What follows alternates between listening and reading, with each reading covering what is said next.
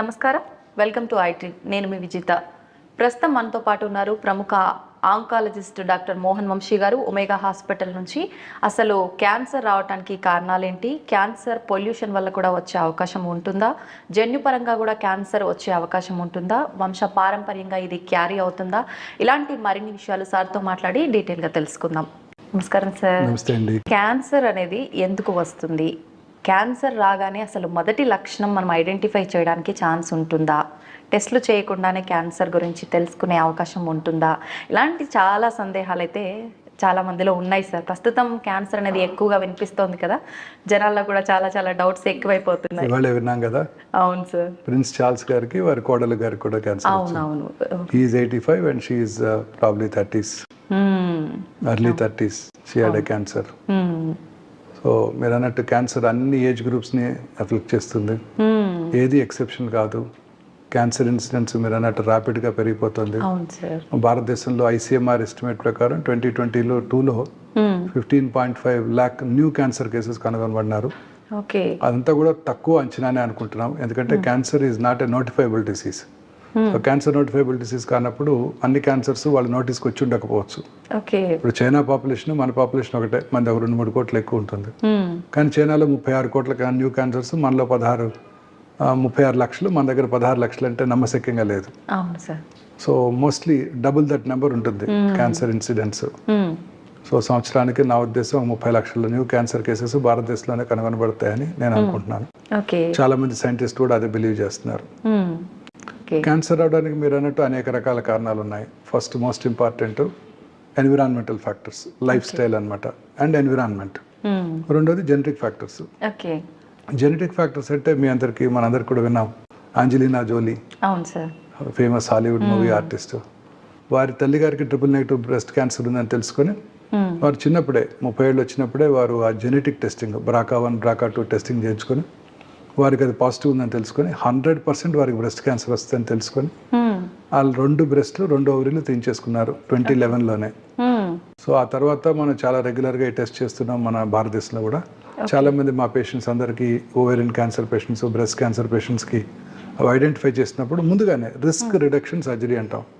అంటే రిస్క్ తగ్గించడానికి చేసే సర్జరీ, రిస్క్ రిడక్షన్ సర్జరీ. చాలా అందరికి 2 బ్రెస్ట్లు 2 ఓవరీలు తీసేయడం జరుగుతూ ఉంటుంది. అలా తీసేయడం వల్ల అంటే ఛాన్స్ ఉండదా సార్ ఇంకా రావడానికి? తక్కువైపోతుంది, బాగా 99% తక్కువైపోతుంది. సో చాలా కామన్ గా మనం whenever they are positive we counsel them and do it off. చాలా సార్లు చూస్తున్నాం ఇది చాలా రెగ్యులర్ గా. సో మొన్న మధ్యనే Hamsa Nandini, famous movie artist, Telugu movie artist, వారికి కూడా బ్రెస్ట్ క్యాన్సర్ ఉందని తెలుసుకున్నారు. వారు కూడా టెస్ట్ చేయించుకొని BRCA1 పాజిటివ్ ఉందని తెలుసుకుని వారు కూడా అనౌన్స్ చేయడం జరిగింది. తను జెనెటిక్ రిస్క్ వలన బ్రెస్ట్ క్యాన్సర్ బారిన పడి వారు ట్రీట్మెంట్ కూడా తీసుకొని సక్సెస్ఫుల్ గా సర్వైవ్ అవుతున్నారని వారు అనౌన్స్ చేయడం జరిగింది. సో ఇట్లా ఇది ఒక జన్యుపరమైన కారణం. ఇలానే colonic cancer, familial adenomatous polyposis coli అంటారు. చిన్నప్పుడే వాళ్ళకి 34 ఏళ్ళ వయసులోనే కోలన్ క్యాన్సర్స్ వచ్చేస్తాయి. ఎంటైర్ కోలన్ అంతా కూడా చిన్న చిన్న బుడిపలతో నిండి ఉంటుంది, ఏదో ఒకటి క్యాన్సర్ గా మారుతుంది అనమాట. అలాగే మెడులరీ థైరాయిడ్ క్యాన్సర్ అంటారు. పిల్లల్లో అంటే ఫ్యామిలియల్ గా చూస్తుంటాం, MEN1 MEN2 అంటారు. MEN2 మల్టిపుల్ ఎండోక్రైన్ నియోప్లేషియాలో 2లో ఈ మెడులరీ కార్సినోమా చూస్తుంటాం. థైరాయిడ్ క్యాన్సర్ ఇది కూడా వంశపారంపర్యంగా వస్తుంది. ఇది రెట్ జీన్ అంటారు, RET జీన్. ఇది కనుక ఆ ఫ్యామిలీలో ఉన్నట్టయితే ఆ పిల్లలకి 1 year లోపల మనం థైరాయిడెక్టమీ చేసేయాలి. 1 year లోపల పుట్టిన 1 year లోపల థైరాయిడెక్టమీ చేస్తే ఆ క్యాన్సర్ రాకుండా ఉంటుంది వాళ్ళకి. ఇంకా అసలు ఛాన్సే ఉండదు. సో ఇట్లా అనేక రకాలైన జన్యుపరమైన కారణాల వల్ల మనం క్యాన్సర్ చూస్తున్నాం. ఇప్పుడు సైంటిస్టులు కూడా బిలీవ్ చేసేది అదేనండి, క్యాన్సర్ జన్యుపరమైన మ్యుటేషన్ వల్లే వస్తుంది. జన్యుపరమైన మ్యుటేషన్ అంటే తల్లిదండ్రుల నుంచి వచ్చిందని కాదు. ఇప్పుడు ఇందాక మనం చదివింది జర్మ్-లైన్ మ్యుటేషన్స్, మనం విన్నది అది తల్లిదండ్రుల నుంచి రావచ్చు. అసలు యాక్చువల్లీ క్యాన్సర్ రావడానికి గల కారణం ఏంటి? నార్మల్గా ఎవరో ఒక ఇండివిజువల్ 40 ఏళ్ల vegetarian person, didn't have any habits, smoking, alcohol ఏమి లేదు, ఇంట్లో తప్ప బయట ఫుడ్ కూడా తినరు, ఆఫీస్ జాబ్, పొల్యూషన్ కూడా లేదు, సాఫ్ట్వేర్ ప్రొఫెషన్లో సడన్ గా స్టమక్ క్యాన్సర్ చూస్తున్నాం. వాళ్ళు అడుగుతారు పేషెంట్స్, మన ఏమి అలవాట్లేవు డాక్టర్ గారు, ఎందుకు వచ్చింది, చిన్నపిల్లాడు 40 years just started his life అని అడుగుతుంటారు. సో వీటి గల కారణం కూడా జన్యుపరమైన మ్యుటేషనే. అంటే తల్లిదండ్రుల నుంచి వచ్చిందని కాదు, మన బాడీలో about 22,000 ప్రోటాన్ కోడింగ్ జీన్స్ ఉంటాయి. అందులో ఒక 500 to 600 క్యాన్సర్ కారక జన్యువులు ఆంకోజెన్స్ని సైంటిస్టులు ఐడెంటిఫై చేశారు. ఓకే. ఈ జెన్స్లో వచ్చే మ్యూటేషన్సే క్యాన్సర్గా మారుతుంటాయి. సో ఇప్పుడు సైంటిస్టులు అంతా కూడా రీసెర్చ్ అంతా దీని మీద జరుగుతుంది. ప్రతి పేషెంట్కి కూడా జన్యుపరమైన మ్యూటేషన్ ఏమిటి తెలుసుకొని ఆ మ్యూటేషన్ని టార్గెట్ చేసే మెడిసిన్ ఏమైనా ఉంటే దాన్ని కనుక టార్గెట్ చేస్తే మనం ఆ క్యాన్సర్ని కంట్రోల్ చేయవచ్చు అని చాలా వరకు. ఇప్పుడు ఈ జన్యుపరమైన మ్యూటేషన్ టెస్ట్ చేసుకోవడానికి ట్యూమర్ని టెస్ట్ చేయవచ్చు, లేదా లిక్విడ్ బయాప్సీ అంటారు. లిక్విడ్ బయాప్సీ అంటే పేషెంట్ ఒక బ్లడ్ నుంచి తీసుకొని, బ్లడ్లో క్యాన్సర్ సెల్స్ ఉంటాయి, సర్క్యులేటింగ్ ట్యూమర్ సెల్స్ అంటారు. బ్లడ్లోనే సర్క్యులేటింగ్ ట్యూమర్ ఫ్రీ డిఎన్ఏ ఉంటుంది. ఆ డిఎన్ఏని వాళ్ళు అనలైజ్ చేసి ఏ జన్యుపరమైన మ్యూటేషన్ వల్ల ఈ పర్టికులర్ క్యాన్సర్ వచ్చిందో తెలుసుకొని దానికి ట్రీట్ చేసే మెడిసిన్స్ ఉన్నాయో చూస్తారు. ఫ్యూచర్ ఆఫ్ ఆంకాలజీ ఇలాగే ఉండిపోతుంది. ఇప్పుడు మనం వింటుంటాము, నేను గైనక్ ఆంకాలజిస్ట్ని, నేను బ్రెస్ట్ ఆంకాలజిస్ట్ని, నేను హెడ్ అండ్ నెక్ ఆంకాలజిస్ట్ని, నేను జిఏ ఆంకాలజిస్ట్ని అని వింటున్నాం కదా మన రోజు స్పెషలైజేషన్. ఫ్యూచర్లో ఇలా ఉండబోదు. ఇంకా జెనెటిక్ మ్యూటేషన్ బేస్డ్ ట్రీట్మెంట్ వస్తుంది. నేను HER2 న్యూ ఆంకాలజిస్ట్, నేను ఈజిఎఫ్ఆర్ ఆంకాలజిస్ట్, ఇట్లా రకరకాల ఆంకాలజిస్ట్.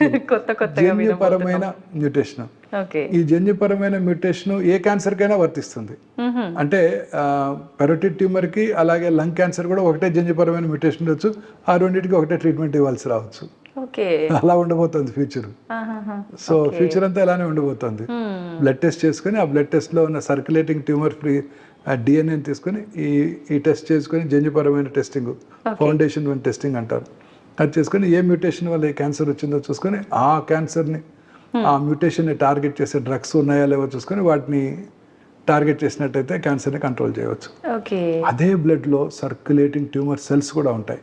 ఇప్పుడు క్యాన్సర్ సెల్స్, బ్రెస్ట్లో క్యాన్సర్ వచ్చింది, లంగ్లో క్యాన్సర్ వచ్చింది, అవి శరీరంలో దాని యొక్క క్యాన్సర్ యొక్క మోస్ట్ ఇంపార్టెంట్ ప్రాపర్టీ ఏంటండి, ఆ బ్లడ్ ద్వారా శరీరంలో ఇతర భాగాలకు పాకుతుంటుంది. ఆ బ్లడ్లో మనకి 1 మిలియన్ WBCs ఉంటాయి, 1 బిలియన్ RBC ఉంటాయి 1 ml బ్లడ్లో. ఒక 5 నుంచి 10 సర్క్యులేటింగ్ ట్యూమర్ సెల్స్ ఉంటాయి.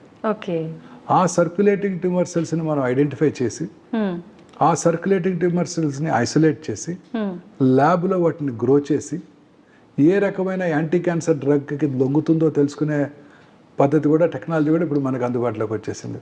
అంటే already process available. So biopsy కూడా లేకుండా మనం క్యాన్సర్ని నిర్ధారించవచ్చు, అది ఏ రకమైన క్యాన్సర్ తెలుసుకోవచ్చు, దేనికి లొంగుతుందో తెలుసుకోవచ్చు, ఏ జన్యుపరమైన మ్యూటేషన్ వల్ల ఈ క్యాన్సర్ వచ్చిందో తెలుసుకోవచ్చు ఒక 10 ml బ్లడ్ నుంచి. ఇదంతా కూడా మనం చేసేయగలుగుతాం. This is not the future, present status of oncology. So ఇది జన్యుపరమైన కారణాలు. ఇక రెండో కారణం ఎన్విరాన్మెంటల్ ఫ్యాక్టర్స్. ఇవి మోస్ట్ ఇంపార్టెంట్. ఫస్ట్ లో most important lifestyle. Environment అంటే పొల్యూషన్, మనం రోజు చూసుకునే పొల్యూషన్, మన చుట్టూ ఉండే పొల్యూషన్ అనేక, ఎస్పెషల్లీ అర్బన్ ఏరియాస్లో pollution, automobile pollution, industrial pollution ఎక్కువగా ఉంటుంది. అందుకే భారతదేశంలో కూడా అర్బన్ ఏరియాస్లోనే క్యాన్సర్ ఎక్కువగా చూస్తున్నాం మనం, రూరల్ ఏరియాస్తో కంపేర్ చేసినట్టయితే. అర్బనైజేషన్ పెరిగే కొద్దీ క్యాన్సర్ ఇన్సిడెన్స్ ర్యాపిడ్గా పెరిగిపోతుంది. అర్బనైజేషన్ పెరిగే కొద్దీ ర్యాపిడ్గా పెరిగిపోతుంది. ఇంకా దాని గురించి మనం తప్పించుకునే ఛాన్స్ అయితే లేదు కదా సార్? కేర్ తీసుకోవాలంటే ఏమైనా తీసుకునే ఛాన్స్ ఉందంటారా? ఎలా మేడం, రోజు మనం వాడేది మార్నింగ్ లెగిస్తే synthetic toothpaste, plastic brush, plastic tumbler, plastic bucket, plastic బాటిల్లో వాటర్ తాగుతాం, కార్లోకి వెళ్తాము, కార్లో అంతా ప్లాస్టిక్ ఎన్విరాన్మెంట్ అంతా కూడా మనం ఎలా అవాయిడ్ చేయగలుగుతాం? పొల్యూషన్. మీరు సిగరెట్ తాగక్కర్లేదు, మా ఒమేగా హాస్పిటల్ బయట కూర్చోండి ఒక 5 నిమిషాలు, మీ కార్ కోసం వెయిట్ చేస్తూ 20 సిగరెట్లు తాగిన పొల్యూషన్ వచ్చేస్తుంది. అంత పొల్యూషన్ ఉంటుంది ఇప్పుడు. దేశం అంతా పొల్యూషనే. అనేక రకాలైన మెజర్స్ తీసుకున్నప్పటికీ మీరు ఢిల్లీలో చూస్తున్నారు కదా, రోజు పేపర్లో వింటున్నాం, most polluted city in the world Delhi. So అది మనకి హైదరాబాద్లో కొంచెం వరకు ఫార్చునేట్, వాళ్ళకి చాలా ఎక్కువ ఉంది పొల్యూషన్.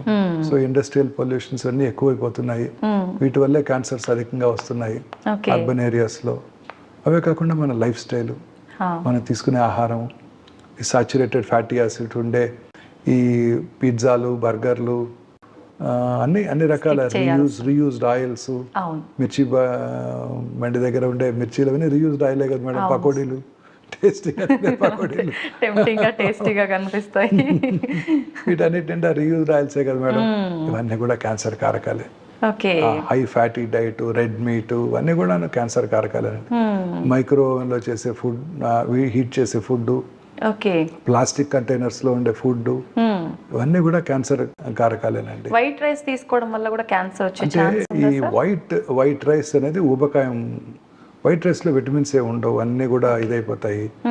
తినడానికి టేస్టీగా ఉంటుంది తప్ప జస్ట్ రిఫైన్డ్ కార్బోహైడ్రేట్ మన బాడీలోకి వస్తుంది. ఓకే. కార్బోహైడ్రేట్, ఈ రిఫైన్డ్ కార్బోహైడ్రేట్ మనకి డేంజరస్ అండి. దీన్ని సింపుల్ కార్బోహైడ్రేట్స్ అంటారు, లైక్ వైట్ షుగర్ లాగా. ఇవి రెండు కూడాను మనకు ఉపకారం కలిగిస్తాయి, అనేక రకాలైన ఎలిమెంట్స్ వస్తాయి. ఇవన్నీ కూడా డేంజరసేనండి. Cardiac diseases, coronary artery disease, cerebrovascular accidents, ఇవన్నీ కూడా ఈ వైట్ షుగర్, వైట్ రైస్ వల్ల చాలా ఎక్కువగా ఉంటాయండి. అందుకే చక్కగా మన హ్యాండ్ పౌండ్ రైస్, పార్ బాయిల్డ్ రైస్ లేదా బ్రౌన్ రైస్ అంటాం, ఇవి చాలా సుపీరియర్ అన్నమాట. అలాగే సాల్ట్ ఎక్కువగా తీసుకున్నా కూడాను అనేక రకాలైన ఎలిమెంట్స్, క్యాన్సర్స్ కూడా రావచ్చు. అలాగే వైట్ మైదా తయారు చేసే క్రమంలో అనేక రకాలైన కెమికల్స్ వాడటం జరుగుతుంది దాన్ని వైట్ కలర్ చేయటం కోసం. సో అవన్నీ కూడా క్యాన్సర్ కారకాలు. అవన్నీ కూడా పొటాషియం, బ్రోమైడ్, అనేక రకాలైన కెమికల్స్ వాడతారు. ఇవన్నీ కూడా క్యాన్సర్ కారకాలే.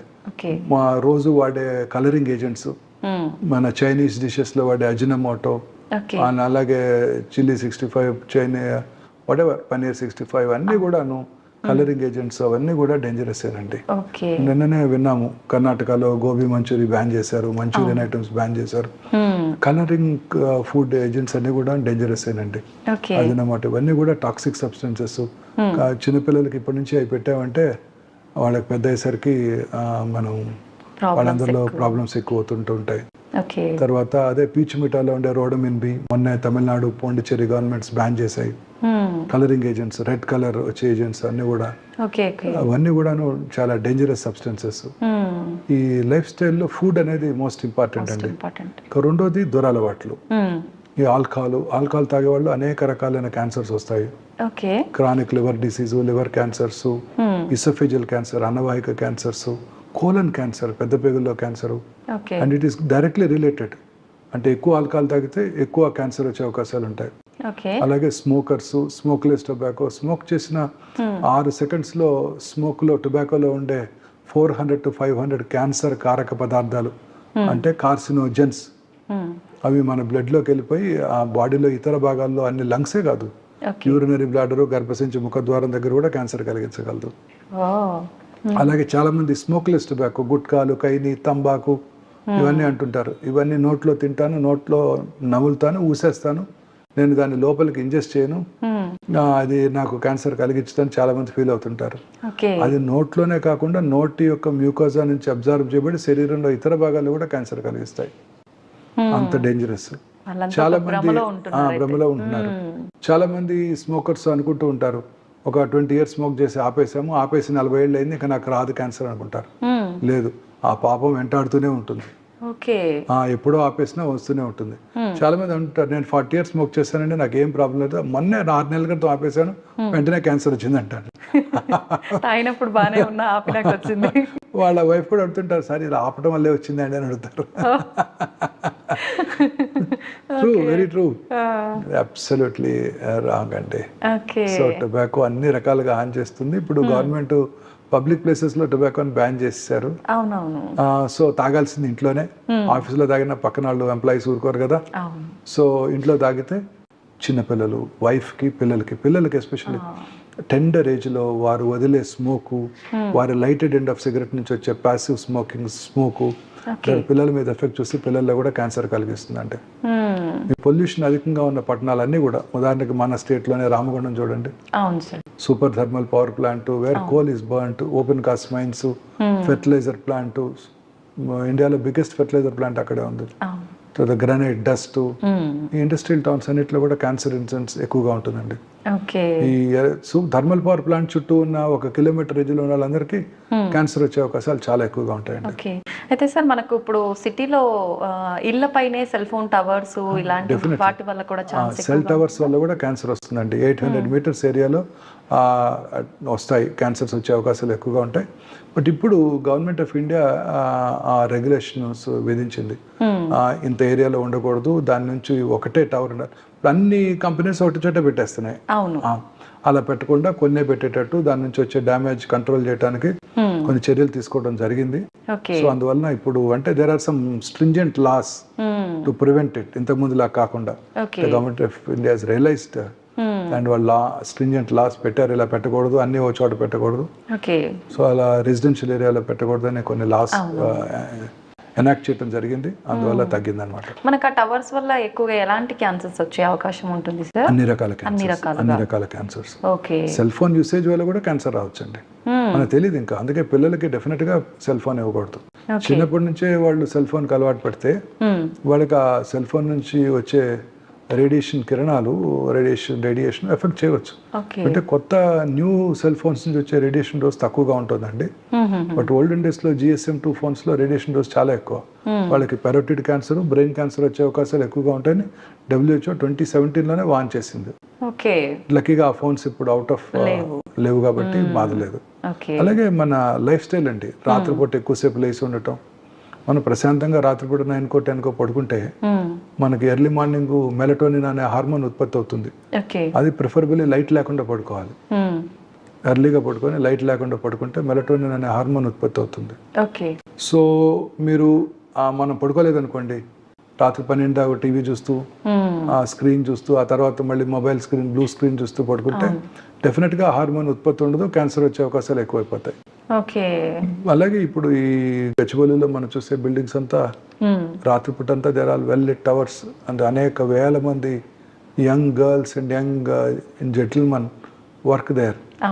వాళ్ళందరూ కూడా నైట్ షిఫ్ట్స్ లో పనిచేస్తారు. అంటే they have to because they are working for their BPO offices. So వాళ్ళందరిలో కూడా ఆ లైటెడ్ ఎన్విరాన్మెంట్ లో ఉండే వాళ్ళలో ఈ క్యాన్సర్ వచ్చే అవకాశాలు చాలా ఎక్కువ ఉంటాయండి. ఆ రిథమ్ దెబ్బతింటుంది అనమాట. పగలు పని చేసుకోవాలి, ముఖ్యంగా ప్రిఫరబుల్లీ ఎండలో కూడా ఎక్కువసేపు ఉండాలి, కష్టపడి పని చేయాలి. ఆ తర్వాత రాత్రిపూట ఎర్లీగా పడుకోవాలి, లైట్ లేకుండా పడుకోవాలి. బెడ్ లైట్ కూడా అవాయిడ్ చేయడం బెటర్ అండి. ఒకవేళ బెడ్ లైట్ తప్పనిసరి మనకి భయంగా ఉంది అనుకుంటే రెడ్ కలర్ బెడ్ లైట్ తక్కువ ఇన్ఫ్లుయెన్స్ కలిగిస్తుంది అంట. Red colour sir? మిగతా లైట్లన్నీ బ్లూ లైట్, వైట్ లైట్ ఇవి డేంజరస్. సో ఇవన్నీ కూడా మనలో వచ్చే మార్పులు, అంటే ఈ లైఫ్ స్టైల్లో వచ్చే మార్పుల వల్ల ఈ క్యాన్సర్స్ అన్ని మనం ఎక్కువగా చూస్తున్నామండి. సో ఇవి environmental factors, life style factors, genetic factors. అయితే సార్ మానసికంగా ధైర్యంగా స్ట్రాంగ్ గా ఉండే వాళ్ళకి క్యాన్సర్ వచ్చే అవకాశం చాలా తక్కువగా ఉంటుందని వింటున్నాం సార్. 100% అండి, 100%. నా పర్సనల్ ఎక్స్పీరియన్స్ అండి అది. నేను ఒక ఫుల్ పేజ్ ఆర్టికల్ రాశాను మన ప్రెస్లో చాలా లాంగ్ బ్యాక్. అది చూసి చాలా మంది నాకు ఫోన్ కూడా చేశారు. అక్కడే నాగేశ్వరరావు గారు కూడా ఫోన్ చేశారు అప్పుడు. Very correct doctor, I totally agree with you అని భోజనాన్ని పెట్టారు నాకు పిలిచి ఆ రోజుల్లోనే. I totally agree with you. ఆయన సర్జరీ చేయించుకున్నప్పుడు 1984లోనే 83లో చేయించుకున్నారు. ఎన్టీ రామారావు గారి కంటే ముందు చేయించుకున్నారు ఆయన కర్నరీ బైపాస్ హ్యూస్టన్ లో. అప్పుడు ఆయన ఎక్కువ కాలం బ్రతకనని చెప్పారంట. ఆయన కార్ నెంబర్ 2002 వేసుకున్నారంట. అంటే అప్పటి వరకు నేను ఖచ్చితంగా బతుకున్నాను నమ్మకం ఆయనలో. ఆయన స్ట్రిక్ట్ డైట్ అండి, ఆయన అసలు ఏమి తినరు. ఆయన నవధాన్యాలతో చేసిన 2 రొట్టెలు పొద్దున సాయంకాలం తప్ప ఆయన చాలా స్ట్రిక్ట్ గా డైట్, ఎక్సర్సైజ్ మెయింటైన్ చేస్తారు. చెప్పారు వారి డైట్ అంతా కూడా ఆయన అప్పుడు నాకు. సో ఆయన 2012 వరకు బతికేశారు. సో ఆ ఎజెక్షన్ ఫ్రాక్షన్ తక్కువగా ఉన్నప్పటికీ చక్కగా సినిమాలు యాక్ట్ చేసుకుంటూ, డాన్స్ చేస్తూ, ప్రజలందరి మధ్య ఉంటూ మానసిక ధైర్యం అది ఆయన బిలీవ్ చేశారు మహానుభావుడు. సో మానసికంగా మనం ధైర్యంగా ఉంటే ఏ జబ్బు రాదండి. మన ఇమ్యూనిటీ అంటే మనలోని రోగ నిరోధక శక్తి, మనలో అందరిలో కూడా ఈ మ్యూటేషన్స్ జరుగుతుంటాయి. జెనెటిక్ మ్యూటేషన్ ఇందాక నేను చెప్పాను మీకు. మనలో ఉండే 500-600 ఆంకోజిన్స్ లో మ్యూటేషన్స్ జరుగుతూ ఉంటాయి. బట్ మన body has a mechanism to stop that. ఆ మ్యూటేషన్ జరగటాన్ని నిరోధిస్తుంది మన ఇమ్యూనిటీ బాగున్నప్పుడు. మన ఇమ్యూనిటీ బాగుండాలి అంటే మనం ప్రశాంతంగా ఉండాలి, సంతోషంగా ఉండాలి. పూర్వకాలంలో చెప్పేవారు కదా, సంతోషం సగం బలం అని. సో సంతోషంగా ఉంటే ఇమ్యూనిటీ బాగుంటుంది. ఎప్పుడు హ్యాపీగా ఉండాలి. హ్యాపీగా ఉంటే ఏ జబ్బులు రావు. కరోనా రాదు, కరోనరీ ఆర్టరీ డిసీజ్ రాదు, క్యాన్సర్ రాదు. పెద్దవాళ్ళు ఏ మాట చెప్పినా అది మనకు పనికొచ్చే మాటే వాళ్ళకి వచ్చే చెప్పారు. మాటలు చెప్తారు. అవునవును. ప్రశాంతంగా తొందరగా నిద్రపోయి రాత్రిపూట లైట్ లేకుండా పడుకొని అవును. పొద్దున్నే చక్కగా హ్యాపీగా కష్టపడి పని చేస్తే, అంటే చీకు చింత లేకుండా కష్టపడి పని చేస్తే ఏ జబ్బులు రావు. ఎంతమంది ఏ జబ్బులు లేవు కదండి. అవును సార్. ఎక్కడున్నాయి ఇన్ని జబ్బులు? లేవు. 20 ఏళ్ల క్రితం నేను 22 ఏళ్ల క్రితం బసవతారకం హాస్పిటల్ డైరెక్టర్గా నేను టేక్ ఓవర్ చేసుకున్నప్పుడు అదొక్కటే క్యాన్సర్ హాస్పిటల్. ఓకే. అంటే 2 ట్విన్ స్టేట్స్లో ప్రైవేట్లో ఓకే. హార్డ్లీ 40-45 పేషెంట్స్ ఉండేవారు. ఇవాళ 45 హాస్పిటల్స్ ఉన్నాయి. 2 డికేట్స్లో నా కళ్ళ ముందు జరిగింది.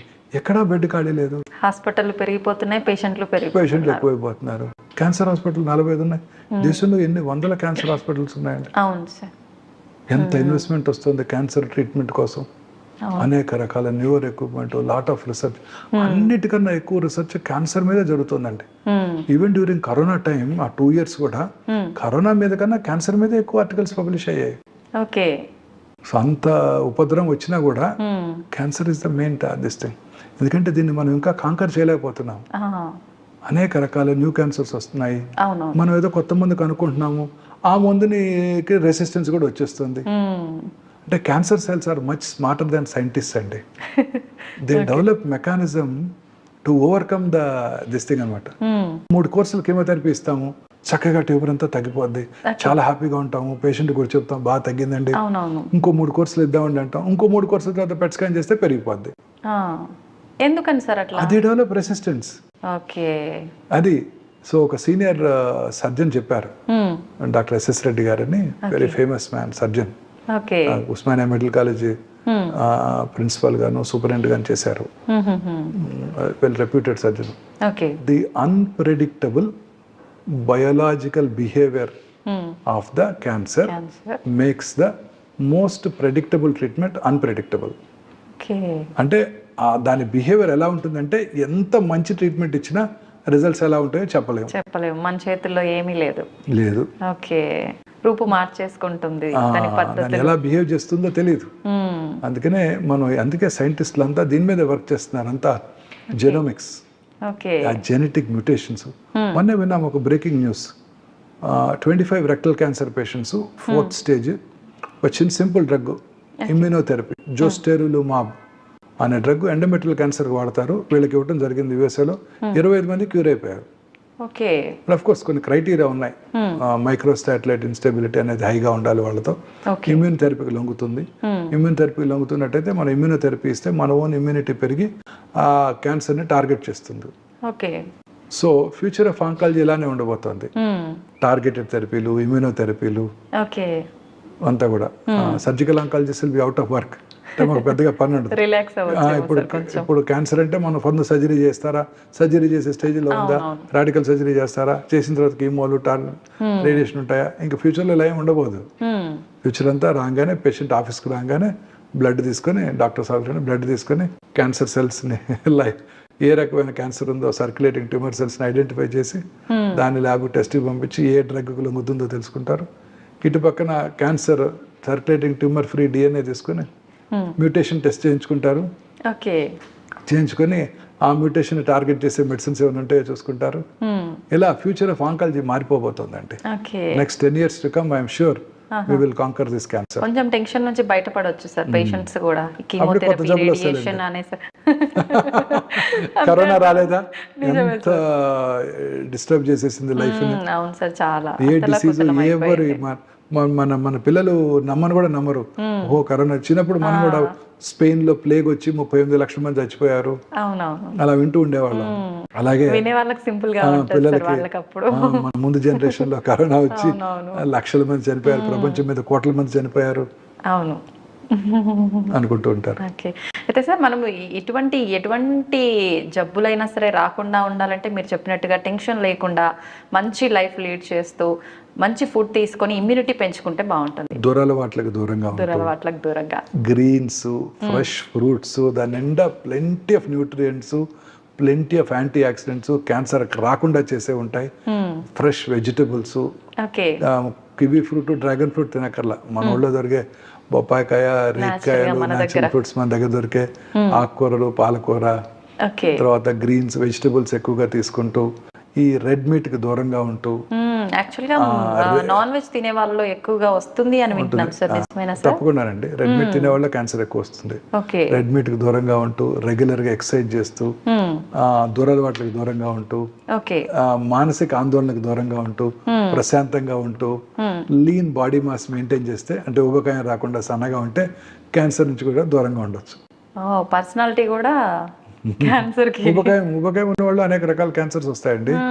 స్త్రీలలో ఊబకాయం ఉన్న వాళ్ళు బ్రెస్ట్ క్యాన్సర్, స్మోక్ చేసే స్త్రీలలోను, ఆల్కహాల్ తాగే స్త్రీలలోను, ఓకే. రాత్రిపూట లైట్స్ కింద పనిచేసే స్త్రీలలోను, ఒబీసిటీ ఉన్న వాళ్ళలోను, వీళ్ళలో బ్రెస్ట్ క్యాన్సర్, ఎండోమెట్రియల్ క్యాన్సర్, అంటే uterine body cancers, colon cancers ఎక్కువగా వచ్చే అవకాశాలు ఉంటాయి. ఓకే. అవి మూడు కూడా దగ్గర బంధువులు, బ్రెస్ట్, ఓవరీ, యూట్రస్.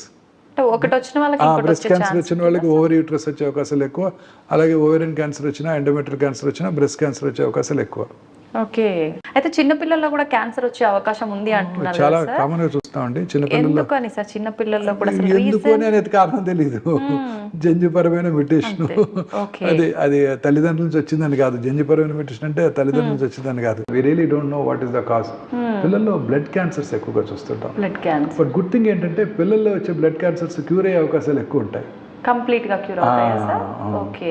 చాలా, అందుకే చాలా మంది చాలా చోట్ల పీడియాట్రిక్ ఆంకాలజీ సెంటర్స్ అన్ని కూడాను చాలా యాక్టివ్గా ఉంటాయి. వాళ్ళకి మందులు కూడా డొనేట్ చేస్తుంటారు. ఎందుకంటే హ్యాపీగా చిన్నపిల్లాడు బ్రతికి 30 ఏళ్ళ తర్వాత గుర్తు పెట్టుకుంటాడు.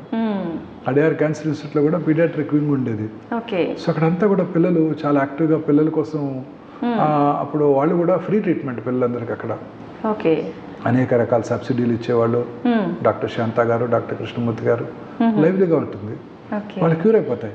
అండ్ పిల్లలు ట్రీట్మెంట్ని కూడా బాగా విత్స్టాండ్ అవుతారండి. నేను కూడా చూస్తుంటాను, నా దగ్గర చాలా మంది పిల్లలు ట్రీట్ చేస్తుంటాం కదా, వాళ్ళు పాప ఎగ్జామ్స్ బాగా చదువుకుంటుంటారు. It's an inspiration to the doctor also. పొద్దున్నే లేచి నేను 6 గంటలకే రౌండ్స్కి వస్తాను, వాళ్ళు 5:30కే లేచి చదువుకుంటుంటారు. ఎగ్జామ్స్కి వాళ్ళు వచ్చి పాస్ అయ్యారని చెప్తారు. ఒక అమ్మాయి ఎంబీబీఎస్ పాస్ అయ్యి నాకు వచ్చి కలిసింది. నేను ట్రీట్ చేశాను ఓవేరియన్ జర్మ్ సెల్ ట్యూమర్. పిల్లల్లో వచ్చే క్యాన్సర్స్ క్యూర్ అయ్యే అవకాశాలు కూడా ఎక్కువగా పిల్లలంటే ఏజ్ వాళ్ళలో వచ్చే ఛాన్స్ అన్ని రకాల ఏజ్ గ్రూప్, అన్ని రకాల ఏజ్ గ్రూప్ 20 వరకు కూడా. ఇప్పుడు హిమటలాజికల్ మెలిగ్నెన్సీస్ చాలా కామన్గా చూస్తుంటాం. సెంట్రల్ నర్వస్ సిస్టమ్ ట్యూమర్స్ ఎక్కువగా చూస్తుంటాం. అలాగే సాఫ్ట్ టిష్యూ ట్యూమర్స్ ఎక్కువగా చూస్తుంటాం. జర్మ్ సెల్ ట్యూమర్స్ ఓవరీలోను, టెస్టిస్లోను చూస్తుంటాం. ఇవన్నీ కూడా క్యూర్ అయ్యే అవకాశాలు ఎక్కువ. మనకి ఇట్స్ వర్త్ ట్రీటింగ్ దెమ్. వాళ్ళ మీద ఇన్వెస్ట్ చేయటం, కొంచెం ఏదైనా సబ్సిడీ ఇచ్చి ట్రీట్ చేయటం వర్త్ ఇట్. ఎందుకంటే మన కళ్ళ ముందు పెరుగుతారు, వాళ్ళు బాగా చదువుకుంటారు. వచ్చినప్పుడే కష్టం చూశారు కాబట్టి వాళ్ళకి తెలుస్తుంది. అయితే పెరిగే పిల్లలు కదా సార్, చాలా గ్రాటిఫైయింగ్ గా ఉంటుంది. అనగానే ట్రీట్మెంట్ ప్రాసెస్ లో పెద్దవాళ్ళే తట్టుకోలేక పిల్లలు చాలా బాగా తట్టుకుంటారు. అసలు ఏం సైడ్ ఎఫెక్ట్స్ ఉండవు వాళ్ళకి. ఓకే. అసలు ఏమి ఉండవు వాళ్ళకి. పిల్లలకున్న ఇమ్యూనిటీ మనకు ఉండదు కదా. ఉండదు సార్. అవును. వాళ్ళకున్న పవరు ఉండదు వాళ్ళకి. సో వాళ్ళు చాలా బాగా తట్టుకుంటారు. కీమోథెరపీ అద్భుతంగా విత్స్టాండ్ అవుతారు. ఓకే. చాలా లైవ్లీగా. అసలు వాళ్ళు ఎక్కడా కూడా అది కనపడదు. ఆ ఇంజెక్షన్ ఇప్పుడంతా కీమో పోర్ట్ వచ్చింది కాబట్టి పెయిన్లెస్గా ఇవ్వగలుగుతున్నాము. చాలా అద్భుతంగా రియాక్ట్ అవుతారు, రెస్పాండ్ అవుతారు, తట్టుకుంటారు. పెద్దలే బాధపడుతుంటారు పిల్లలకు వచ్చిందని. బట్ వాళ్ళకి తెలియదు కదా చిన్న వయసులో. ఆ క్యాన్సర్ అనగానే ఇంకా అంటే డెత్తే అన్న ఒక థాట్ లోనే ఉండిపోతారు సార్ చాలా పెద్దవాళ్ళు. చిన్నవాళ్ళకి తెలియదు కదా. సో వాళ్ళు మానసికంగా ధైర్యంగా ఉంటారు, క్యాన్సర్ కూడా జయిస్తారు. అది కూడా ఇంపార్టెంటే. ఇది క్యాన్సర్ వచ్చిందని కూడా ఆ పిల్లాడికి తెలియదు. ఇది డెడ్లీ డిసీజ్, తల్లిదండ్రులు ఎంత ఖర్చు పెడుతున్నారని కూడా వాళ్ళకి తెలియదు. వాళ్ళు హ్యాపీగానే ఉంటారు. వాళ్ళకి ఏం తెలుసు, ఏదో హాస్పిటల్కి వస్తారు, ట్రీట్ చేసుకుంటారు, వెళ్ళిపోతారు. చాలా బాగా రెస్పాండ్ అవుతారండి. అన్యూజువల్గా ఉంటుంది. మీరు వాళ్ళని చూస్తే మీరే ఆశ్చర్యపోతారు. చాలా బాగా కీమోథెరపీ తట్టుకుంటారు. మోస్ట్లీ కీమో సెన్సిటివ్ ట్యూమర్సే ఉంటాయి. అద్భుతంగా రెస్పాండ్ అవుతారు, పెరుగుతూ ఉంటారు, బాగా చదువుకుంటారు, హెల్తీగా యాక్టివ్ అయిపోతారు వాళ్ళు. అసలు ఇట్స్ ఒక డిఫరెంట్ ఎక్స్పీరియన్స్ అండి. చాలా బాగుంటుంది వాళ్ళతో. క్యూర్ అయిపోతాయి వాళ్ళు. పెద్దవాళ్ళు అయినాక మనకు గ్రాటిఫైయింగ్ ఉంటుంది వాళ్ళని చూస్తే. 15-20 ఏళ్ళ తర్వాత వాళ్ళని చూస్తే మనకి చాలా సాటిస్ఫైయింగ్గా ఉంటుంది. అమ్మయ్య, ఒక పిల్లాడిని క్యూర్ చేశారు, నా ముందు ఉన్నాడు. సో డాక్టర్ కూడా ఇలాంటి ఇంపార్టెంట్ అంటే మాకు కూడా కొంచెం ఎంకరేజింగ్ ఉంటుంది. 15 ఏళ్ళ క్రితం 30 ఏళ్ళ క్రితం చేసిన బ్రెస్ట్ క్యాన్సర్ పేషెంట్ తిరిగి వచ్చి 30 ఏళ్ళ తర్వాత చాలా మంది వచ్చారు. ఓకే. వాళ్ళ పిల్లలు పుట్టి వాళ్ళ పిల్లలు తీసుకొని నా దగ్గరకు వచ్చినప్పుడు నాకు కూడా చాలా ఎంకరేజింగ్గా ఉంటుంది. ఆ రోజంతా చాలా ఎంతూజియాస్టిక్గా ఉంటాం. అవును సార్. అయితే సార్ ఒకసారి క్యాన్సర్ వచ్చి తగ్గింది అనుకున్న వాళ్ళకు మళ్ళీ సడన్గా అది వచ్చే అవకాశం ఉంటుంది. వచ్చిన వాళ్ళు కూడా చాలా మంది ఉన్నారు. పిల్లల్లో టోటల్గా క్యూర్ అవుతుంది అంటున్నారు కదా సార్. ఎదిగే కొద్దీ మళ్ళీ వచ్చే అవకాశం ఏమైనా తక్కువ, ఉంటుందా? చాలా తక్కువ అండి, చాలా తక్కువ.